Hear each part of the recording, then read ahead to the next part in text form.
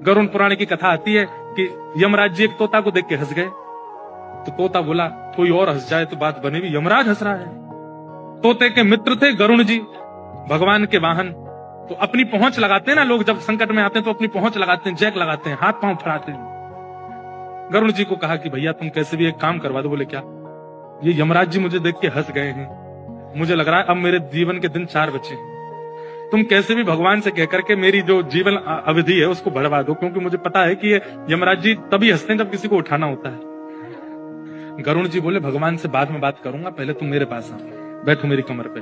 गरुड़ जी उड़ा करके उनको 7 समुद्र पार एक गुफा में ले गए और वहां भीतर ले जाकर के छोड़ दिया। बोले यहाँ रहो, यहाँ कोई नहीं आएगा, और ये 2-4-10 दिन यहीं बैठे रहना, सब ठीक हो जाएगा अपने आप। और मैं जाके भगवान, मैं यमराज जी से बात करता हूँ, भगवान को छोटे काम के लिए क्यों बोलना, मेरी पहुंच तो सब जगह है। मैं भी रसातल में जाके यमराज जी से कहता हूँ तुझको नहीं लेके जाएंगे, ठीक है? तोता बड़ा खुश हुआ, बहुत बढ़िया है, मैं यहीं रह लूंगा 4-5 दिन। यमराज जी के पास गए सीधे गरुड़ जी। गरुड़ जी तो भगवान के वाहन है, सब खड़े होते हैं, उनको देख के यमराज जी बोले आइए आइए। कैसे आए? बोले हम बस एक बात कहने आए हैं, फिर हमको जाना है वैकुंठ। हमारा एक मित्र है तोता, वहां का, उसका ये नाम है। बोले अच्छा, तुम उसको देख के हंस गए थे परसों, क्यों हंसे थे? कोई योजना बन रही हो तो मत बनाना।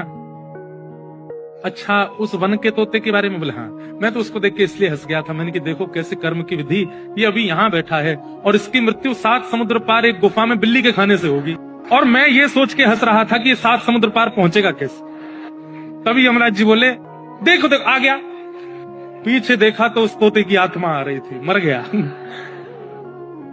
गरुड़ जी बोले मैं ही छोड़ के आया था इसे।